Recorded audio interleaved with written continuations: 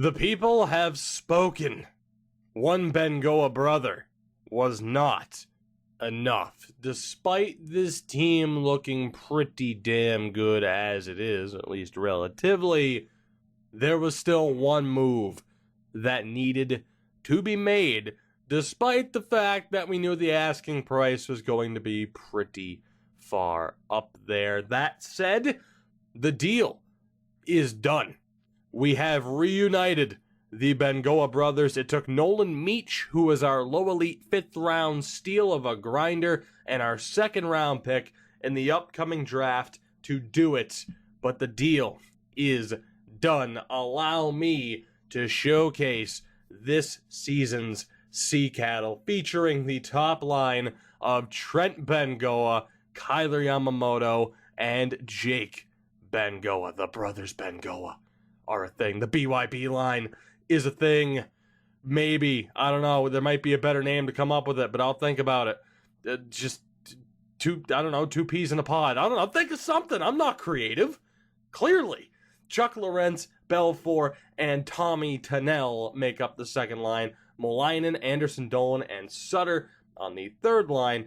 Yes, it's a little bit concerning to have Sutter on that third line, but hey, that's the end result with Jake Bengoa being on this team. Wedman, Leeson, and Morgan Geekie make up the fourth line. Defensively, Tishka and Bishop, Crane, Smith, Leduc, and Wiley.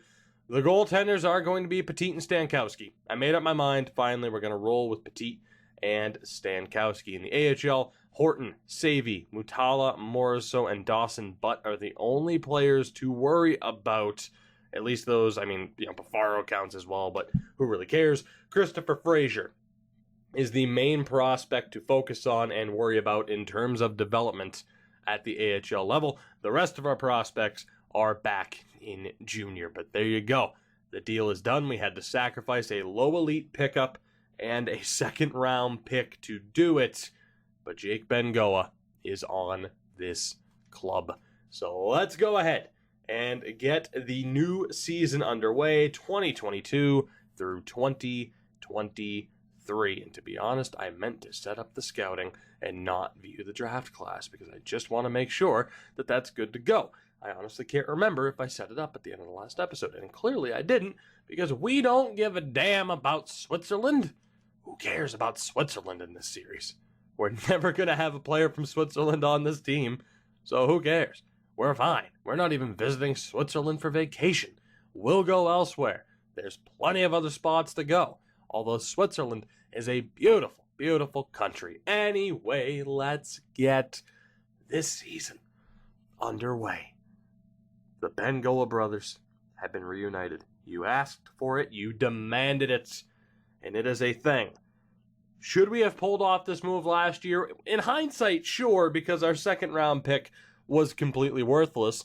This year, you got to figure, 2 years ago in the draft, our 2nd round pick was actually decent, right? We picked up the low elite defenseman, so you can't blame me for not wanting to get rid of the 2nd round pick in last year's draft. You never know. There could have been someone else extremely useful there as we won our season opener against the New York Rangers. In hindsight, sure. Oh my God, we have 2 wins already this year. We could have found somebody else in the draft last year in the 2nd round, is my point. We didn't, but it didn't seem like it was worth the risk at the time, and I wasn't sure if I wanted to make the trade to begin with. But the insistence was there. The persistence was there with the comments of, let's make this happen. You have to get Jake Bengoa. And we have. He is a member of this team.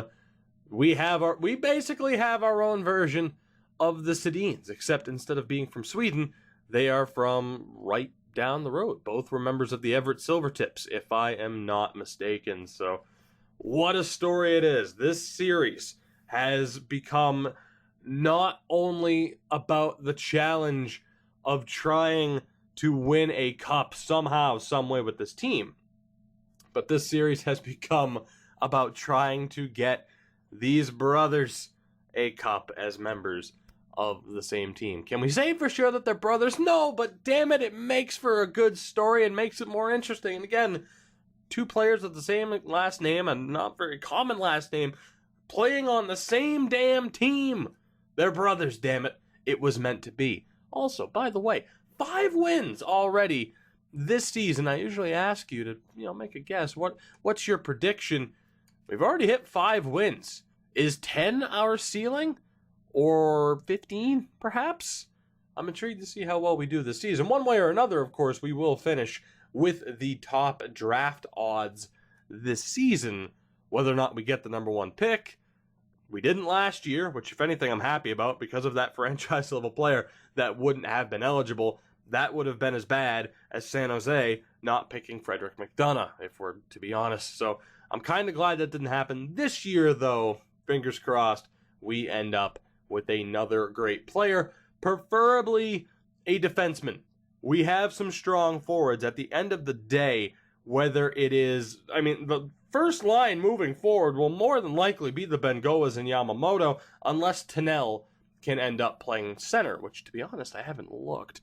We do have our medium elite prospect goaltender. Granted, we could end up with a goaltender that's more of a guarantee. The big thing that we're missing right now, aside from just in general needing more players, the big thing that we're missing is that elite level defenseman to carry this team for years to come. Will we end up with that player in today's episode? I obviously don't know, but fingers crossed moving forward as we have hit February 1st. 8 wins on the season. I would expect Tacoma to end up with more victories. Not 2, it's Because when you're from New England, you don't care about proper English. It's not 2, it's It's not car, it's ka. Get used to it. It happens. I catch myself. I don't try to hide it necessarily. I don't know. Some people are like, I don't know. I've heard from some people, it's like, man, just what's with the pronunciation of these words? And other people are just like, whatever. I have this wicked bastardization of a Massachusetts and Maine accent and way of speaking, and it's awful. Just horrific. But also great at the same time. So I don't know what to make of it. Am I biding time while I wait for this game to give me the alert about scouting again? Kind of, because I don't know where I'm going with this, but that's okay. Point being, it's time to scout out defense, and we need defense. So let's hope we get defense. Bump, bump, defense, bump, bump. Say it with me now, defense. Anyway, 8 wins on the season. Very likely that we're going to hit 10, which is a major, major accomplishment. I cannot help but wonder who our leading scorer will be this season. Will Jake Bengoa return? Well, will Jake Bengoa dominate? Will Trent Bengoa return to form? Anderson Dolan had a great year last year, but this year he finds himself on the 3rd line. He does still have power play time, but I don't think that'll make up for it, as after beating Chicago, we now have 9 wins on the season, but we are running out of time. 2.5 to 3 weeks left in this season. Will we hit 10 wins? Yes, we will, after beating the LA Kings in a shootout. 4 games left this season, but regardless, what an accomplishment for our squad to hit 10 wins this season. Can we make it 11 against Arizona? We're going to have to find out in a moment, as we'll have to assign the scouting one more time before the end of the regular season. Tacoma will finish with 18 or 19 wins, so again, they are so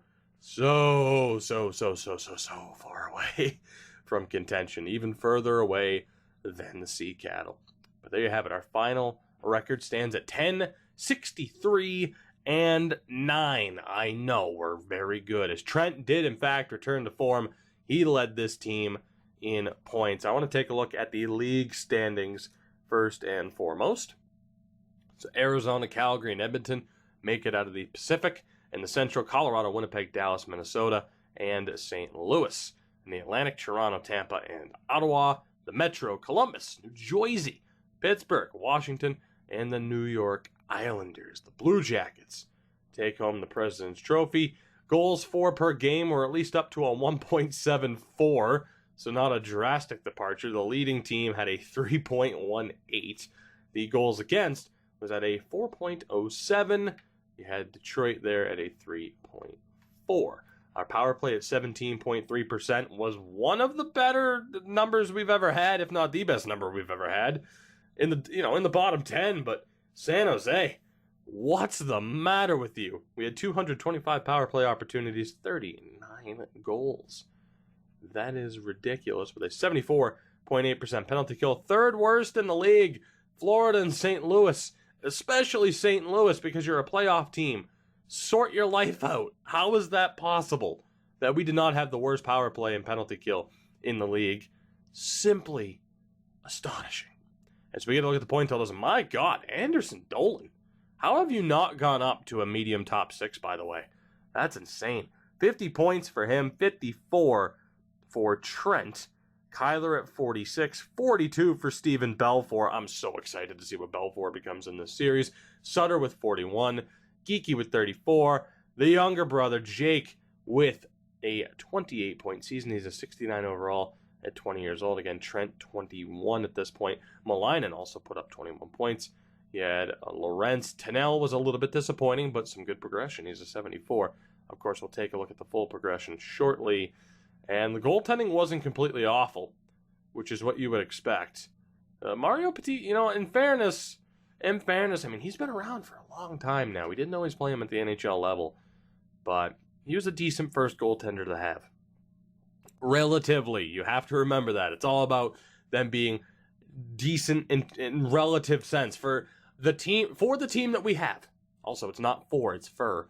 For the team that we have, I am just picking holes in just the way I speak. Yeah, I can't help it. Sometimes it even bothers me, so don't worry. Leonard Ling dominated. Mario Petit is okay. Leonard Ling as a rookie, Jesus, 76 points in 82 games. But Jake was up there with 28 points. So kick rocks, Ling. We know who the real Calder winner should be. It should be Owen Tippett. Rookie at 24 years old. Ottawa, you're ruining him. You should be ashamed of yourself. Around the league, Mark Scheifele and Max Pacioretty, the only two players to break 90 points. Scheifele leads the league with 93. The goal-scoring king was Laine at 54. He was the only player to have more than 45 goals. Holy hell. What a season for Laine. Plus-minus king was Patrick Laine. The worst in the league was Lance Crane. Poor Lance Crane. The penalty minute king was Jake Dotchin, to the surprise of absolutely nobody. Most power play points went to Stamkos. The Iron Man in the league was Justin Falk, beating Big Russ by 1 second. The face-off king, Mika Zibanejad. Might he get a Selke shout? The hit king went to Nick Ritchie, which should probably be him every year, for how damn physical he is in real life. Block shots went to Oli Olivi, so for the first time in a while, we didn't have someone lead the league in block shots. Most giveaways went to Cal Foote. Most takeaways, John Tavares. As my voice starts to give out, but that's okay. So whether or not... Actually, I'd say the Selke's kind of up for grabs. It'll probably go to Tavares, just because that's such a ridiculous difference in terms of takeaways between the 1 and the 2 with Philip Forsberg. The Fight King, Dotchin. Every year. Holy low elite enforcer Harold Canzanello, by the way. Where were you in Goon Squad? You would have been great, Harold. Where were you? Let's go ahead and sim through the postseason, shall we? Let's do it. Let's do it. We've seen the stats. We've seen the numbers. Let's go. Through the postseason, which I swear we will be a part of one day. Of course, the main concern for this year is that we have no second round pick. And we can't even necessarily view it as, oh, well, you have Bengoa, because we also had to give up a prospect to make it happen, even if it was a low elite prospect. So 2 assets for 1 for the sake of a great story. Is it worth it? In my opinion, I'm going to say yes. Until we find out that we missed out on a medium elite 97 overall player with that pick, which, rest assured, will more than likely happen. And you can't talk me out of that thought. That's going to happen. It's going to be Minnesota. Whoever they draft with that pick is going to be great, as the Colorado Avalanche have won the Stanley Cup. The Tucson Roadrunners have won the Calder Cup. So let's take a look at the stats here. It seems kind of crazy that we already, checked over our stats. Trent, oh my God, he's an 88.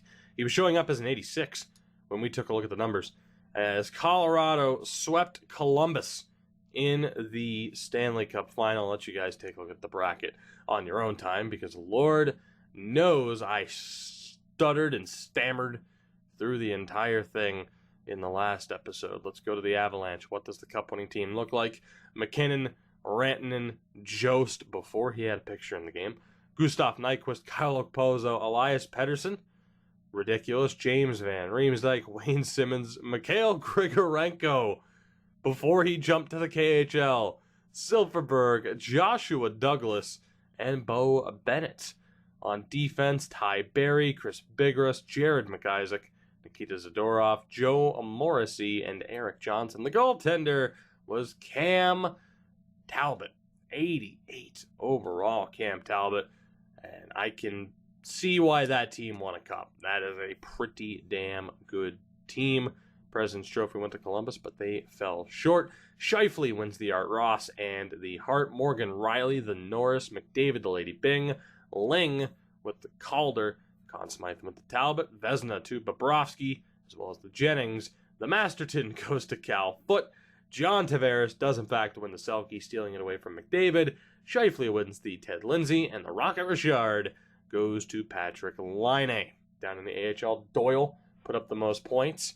He was also league MVP, scored the most goals. Richardson was the Rookie of the Year. Keith Yandel was Defenseman of the Year.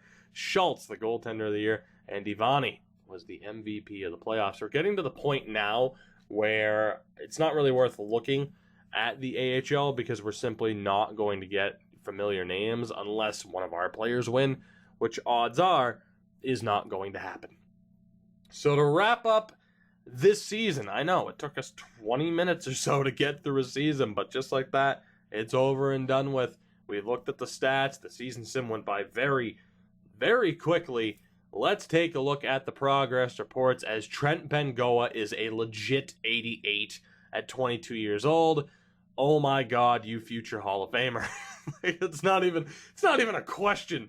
Do you think the Bengoas are going to make the Hall of Fame already? Yes, they are. I can't imagine that they won't. Kyler's a 79. No green progression, but he is an 82. Same for Anderson Dolan.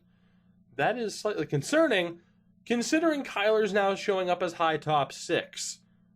So I am really intrigued to see what kind of development we get from Kyler between the draft and the preseason. What kind of development will we see from him in the offseason? Belfour is a 79, up to an 81. Sutter is a legitimate 81. Lorentz is a 78. Tennell a 76. Don't forget, Tommy Tennell's rookie season was just overshadowed a little bit, but he's still looking like a tremendous prospect. Nothing from Geeky, a 73 playing like a 76. Oh, baby Joshua Oshie. That is what we needed. From a 65 overall to a 73. So he's a 73 overall at 20 years old. Say hello to our starter next season. Josh Oshie is on track to be a great player. Jake Bengoa is a 70, playing like a 72. Bishop is a 70. So good progression there from the best defensive prospect that we have. Again, I'm more worried about green stats here. Crane went up by a point. Anybody else? Savvy went up by a point. In the AHL, Wingles regressed by 3.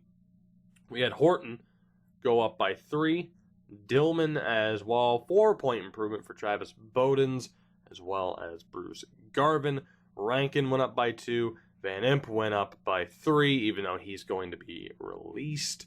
Getzlaff went up by a point, as did Bass. McNaughton went up by a point as well. You can't just say Jeffrey or Joffrey Bass. You gotta say, you gotta put some emphasis behind it. It's Bass. Show some brass, as Steve Dangle says. Class. You gotta show some bass. We're good to go to the draft. So let's do that. Yeah. To the draft we go. We will take a look at the draft board before entering the draft. But the big question is the draft lottery that we have lost again. Oh boy, Carolina, Vancouver, and Buffalo completely screw us over. We fall to the 4th pick, which really isn't a surprise. Oh my god, it's a sad day. It's a tragic day. Christopher J. Rumble. I don't know if his middle name starts with a J, but it does now. At 33 years old, retires. I had a feeling that might happen. Say goodbye to our AHL captain, our former NHL captain. Chris Rumble is calling it a career, which I don't blame him because I've given him more money than he ever thought he'd have in his life. As Lundqvist, Rinne, Crawford, and numerous others, including Beck Warm, we let him go to the free agent list, and he immediately calls it a career. Daniel Sedin retires, among numerous others. But we have the info that we came for. We have the 4th overall pick in this draft. Let's take a look at the draft class to see primarily if there will be any steals coming up. From the WHL, top 5. Medicine Hat, Kootenay, Seattle, Robinson Graham, and Seattle, Jared Dowd. Oh boy, we need to end up with one of those two. We have the 4th pick, and we need Graham or Dowd to fall. And we might be able to pull that off. Aside from that, the best defenseman in the draft is Brock Reich, and he is not eligible to be selected. We'd have to rely on Kevin Nickel from that point on, or we take the risk with Rudy McKee, who, if I had to guess, is probably medium top 6 anyway. Knowing my luck, low top 6. Typically how it goes for me. But the question is, outside of the 1st round, again, we don't have a 2nd round pick. Matthew Humphrey is projected for the 3rd to 4th round, so say hello to our 3rd round pick, without a doubt. Betts could also be a really good steal, probably low top 9, because this game hates me. McInnes. Again, the stats are decent. Julian McInnes could also be decent. There's a lot of opportunity here. A lot of opportunity. How many unknowns do we have, though? It depends on who's eligible to be selected as well, of course. All right, let's do this. We've gotten a look at some of the names. At the end of the day, though, in terms of late round steals, I would say it's still up in the air. To the draft we go. Will one of those 2 players still be on the board with the 4th pick? Carolina takes Gagliardi. Vancouver takes Graham, medium elite 80. Buffalo takes Dowd. And the draft lottery strikes again as we miss out on both Graham and Dowd, meaning we are a little bit screwed. Why nobody took Nick Horkoff, I have no idea. He looks incredible. He's probably a higher overall than either of the 2 guys that were just drafted. I mean, the top end of this draft looks incredible. In terms of who we can take here, Spokane, so we have Rogalski. Solnishkin's not available. Nielsen's not available. McLaren's not available. Who else could we go for? That is extremely unfortunate.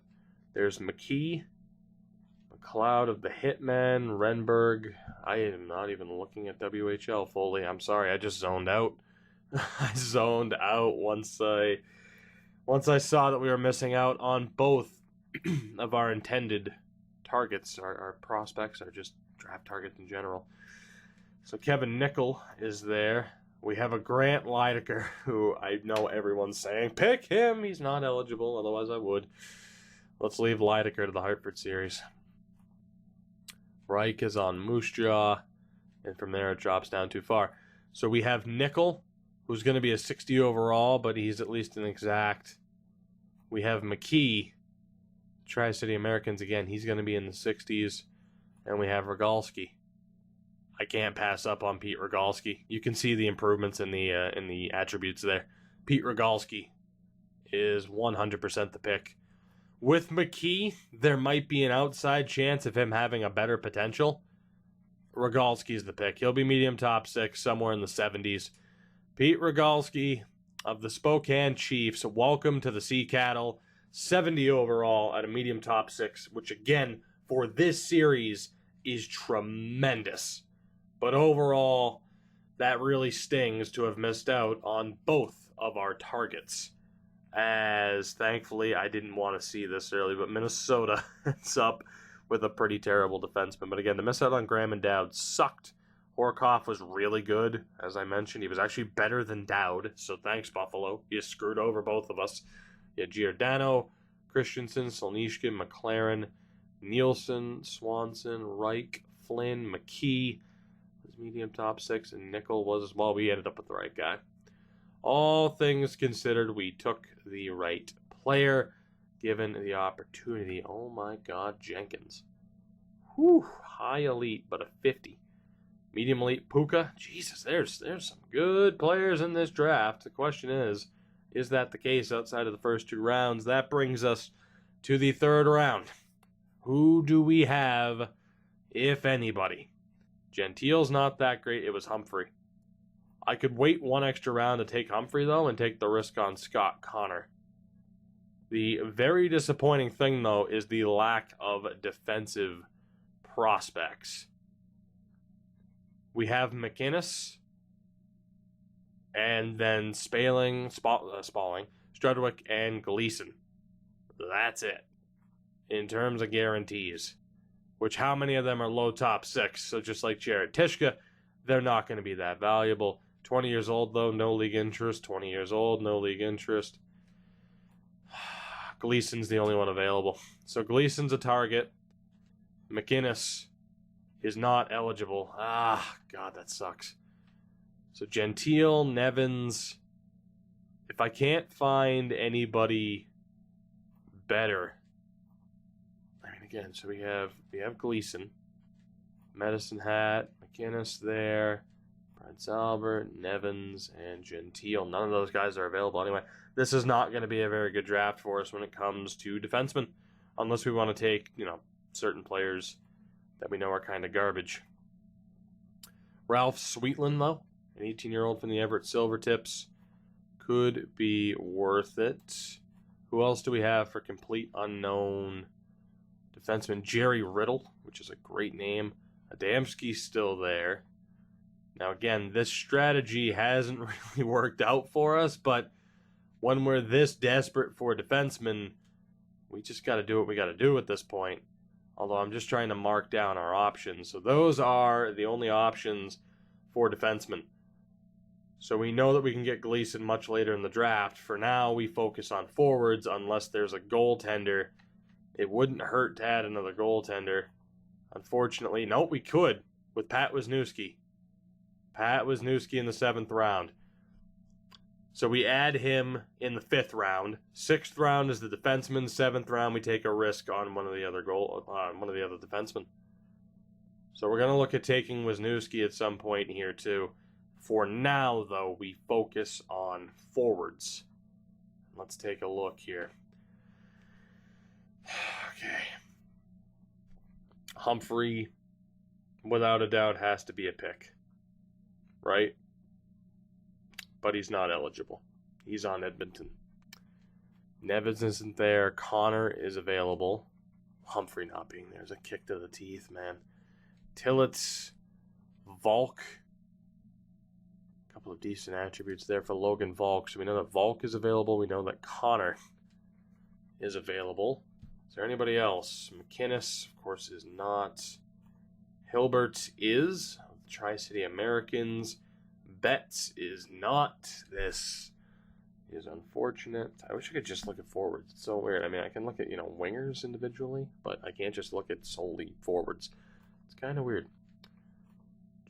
We have Tom's there. Is there anybody else? Or is that it? That was it. Left wing. Apparently nobody. Right. And centers. Betts not eligible. Hilbert is. Ollie was not. So Hilbert, Connor, and Volk. Unless we want to take risks. It was a good idea to probably trade away the 2nd round pick, by the way. We don't know who else was eligible there, but just seeing how this draft fell apart. We're going to go for Connor from the Seattle Thunderbirds. Scott Connor is our pick. I'm hoping for low top 9. Medium top 9 would be tremendous. And he's medium bottom 6. That's not awful, I guess. 54 overall, 4-1, Scott Connor. We'll skip ahead to the 4th round. I don't care to know who else was in this draft. I'm sorry. I just don't. For players that we can't get, if someone was magically that good, and again, there would have been no way to tell anyway. So, it is what it is. And in terms of forwards, so we have Hilbert and Volk. We're going to go for Volk.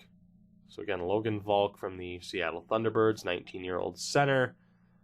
Yes, there we go. There we go. We have a steal in the 4th round somewhat. He's not great, but for us, he is tremendous. Medium top 6 and a 59 overall. He has some ways to go in terms of ever making it towards being a legitimate player on this team. But again, 6'4", 205. It's a regular Kevin Hayes. Volk, welcome to this team. We desperately needed that. Especially considering this draft is looking as bad as it is right now outside of the 1st round. And, of course, we had that disappointment of the pick that we wanted not exactly working out. So at this stage, is the goaltender I was looking at gone? No, he's not gone. It was it Boland? No, who was I looking at? It was Wisniewski. Right. 5th round, so we can take one more forward, potentially, or I just take a goaltender and 2 defensemen. Who's left as far as forwards go? Hilbert's still available. I'm going to take a risk with the defenseman. So let's take... Where's that goaltender projected? 7th round? No, not even to be drafted. No, 7th round. Yeah, it's Wisniewski. So let's go ahead and take at least a guaranteed, somewhat decent defenseman in Calvin Gleason of the Everett Silvertips. Again, just be medium, top 6, not low, and I'd be extremely happy. That is perfect. 63 overall at 20 years old. What we would typically call a bang average pick. He's a little bit worse in terms of overall. Normally a 20-year-old, 65 overall, medium top 6 defenseman is a common thing. It's a little bit worse than what we would have wanted, but all things considered for the series that we have right now. Again, he's not that bad. And Pat Wisniewski. You might be saying, do you really need another goaltender? Yes. Yes, I do. Pat Wisniewski is the pick. High backup.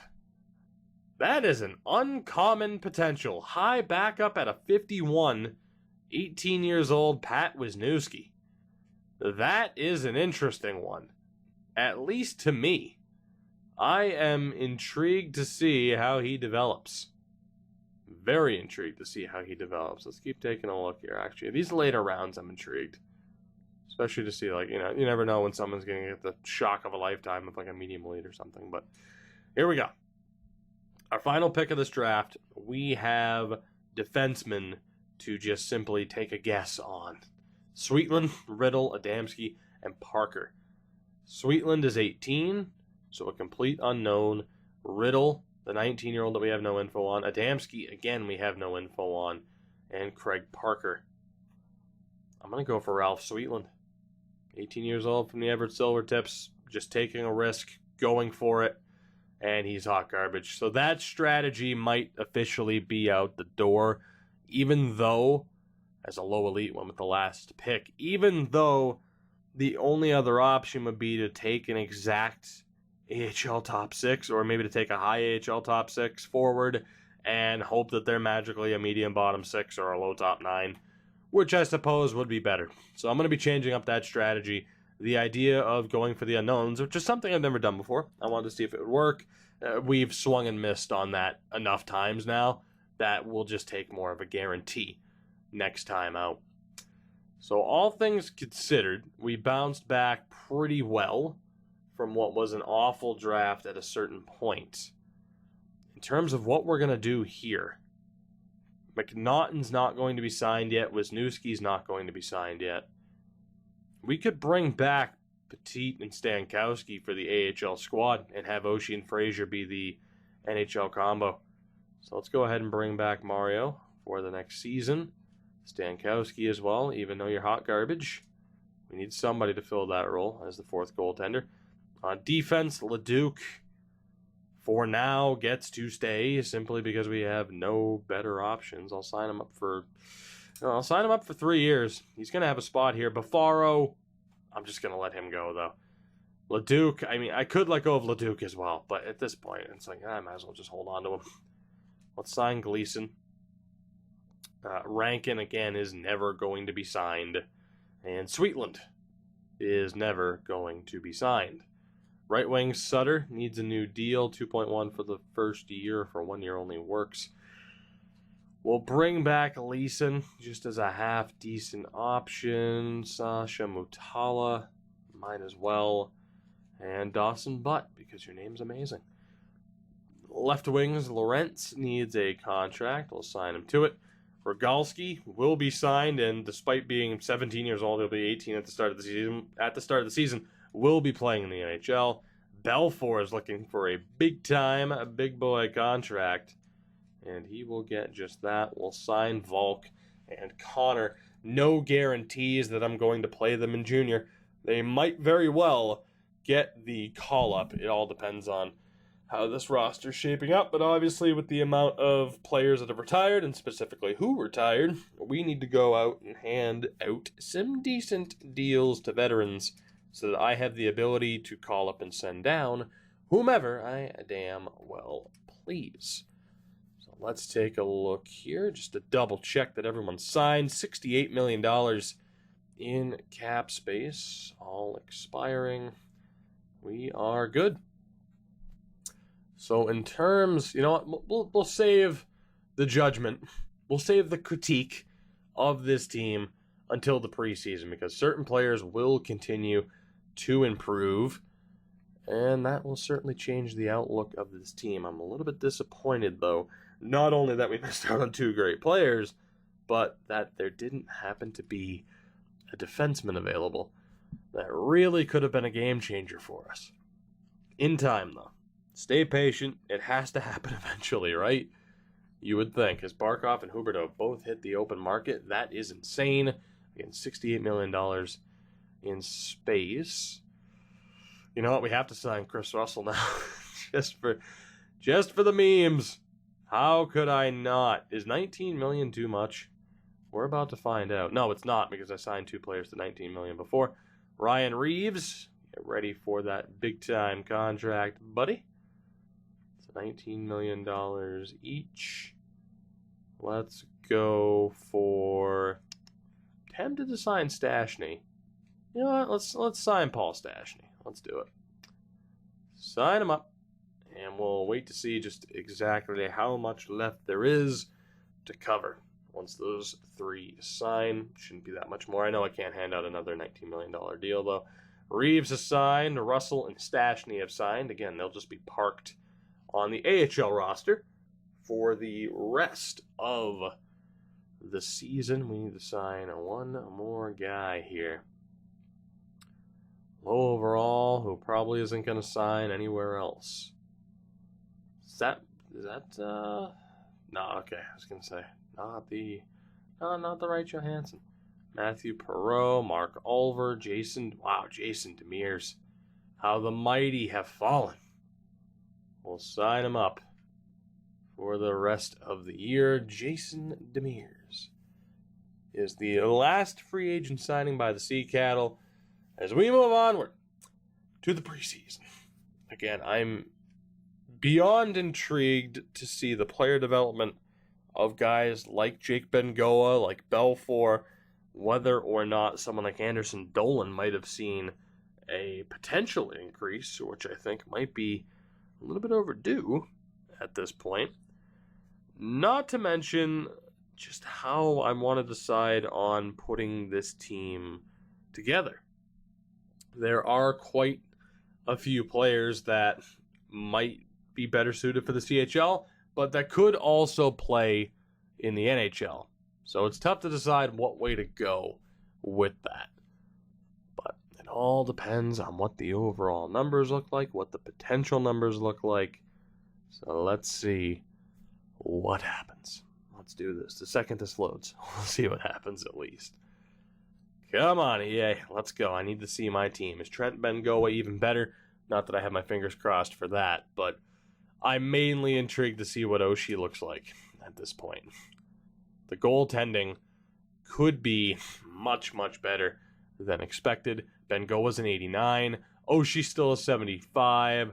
Frazier still a 68, but that's okay. Oshie and Frazier are the combo this season, Petit and Stankowski in the AHL. On defense, of course, we're going to send down those two and call up Crane and Tishka. So Bishop, Smith, Wiley, Crane, Leduc, Tishka. It mainly depends, though. Is there anybody? So Bass is the only one in junior, and we can leave it that way. Forward-wise, who do we have here? So Stashny needs to be sent down. Is there anybody else? Ryan Reeves needs to be sent down, and that leaves these 12. Sutter, by the way, don't think I didn't notice. There's no one overly important that we're forgetting. We can go with this. Rogalski's on this team as well immediately. As I've mentioned, there might be some minor changes made at certain points, but for the moment, I am thinking that this team is set. The only thing I might change is doing something like this. Even though Geeky's not the best center, neither is Lorentz. I'm going to have to figure out just how exactly I want this team to look and whether or not I want Tannell and Rogalski on the third line with Lorentz, although that could work out quite well. I'll have to figure out the combinations here, but Trent's an 89, Yamamoto an 82, Jake Bengoa is a 74, Anderson Dolan an 82, Belfour and Sutter. The offensive talent that this team has in the top 9 is incredible. And if it's not incredible now, it should be in the very near future. The biggest issue is defense, where Bishop is still the only guy that we have. Tishka's not getting any better. The goaltending is clearly going to be getting better, even though Frazier, at this point, I don't think he'll ever be a true backup goaltender. I'm really starting to worry about his development. This season will be huge for him. The big issue is defense. I'll double-check back through that. I'll have to, optimize those lines to what I feel is, the best way to set them up. We'll also have to take a look at what guys were down in junior. I suppose the question is whether or not there are any defensemen that are projected to go extremely early in this draft right out of the gates. And not that it's necessarily a good thing to try and have a target, because, of course, the draft lottery can decide to completely screw us. But there is Drew Lashoff, and there is also Noah Campbell. So someone like Drew Lashoff, cool name, damn it. Campbell, Kelowna. Oh boy, that's heartbreaking. Defense, you have Dave Booz, who's not available. Where's the first guy that's available for us? It's Manny Willis, undrafted. We are getting shafted when it comes to defense unless this game finds us an out-of-nowhere steal. We are in a whole lot of trouble goaltending-wise, unless Carl Rivers is amazing, which Carl Rivers, was that not the name of the... Is that the character from Family Matters? Or am I mistaken the last name? Why does Carl Rivers sound familiar? Maybe I'm just losing my mind and out of just sheer disappointment. But it's another very forward-heavy draft, including a Jared Yashin. So a Canadian-Russian hybrid. Nice. That said, I think we're pretty much good to go. As always, there might be some slight changes to the lineup. As I mentioned, if I make any changes, which I will, you guys will see the team before we continue on. Unfortunately, it's not looking like we're going to get that major defensive help that we need. So yet again, next season continues to be simply about the progression of the players that we already have. And maybe, just maybe, if we win the old draft lottery, which actually, let me check here.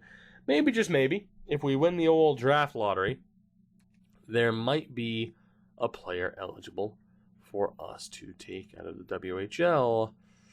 And the answer to that appears to be yes, Tom Nielsen. Not quite the franchise level player, but there is at least a player right now projected to go in the top 5. We will see how that all pans out. The big moment of the episode, the addition of Jake Ben-Goa. That said, guys, thank you very much for watching. I appreciate the support. We've passed 2 million views on this channel, which is just stupid. We're on the road to 10K subs. That is the goal within the next 4 months, that 3-year anniversary mark on YouTube. Hoping to hit that. Thank you for helping me get to where I am so far. Hopefully we can get to that goal sooner rather than later. Until next time, have a good one. Take it easy. I'll see you later. Goodbye.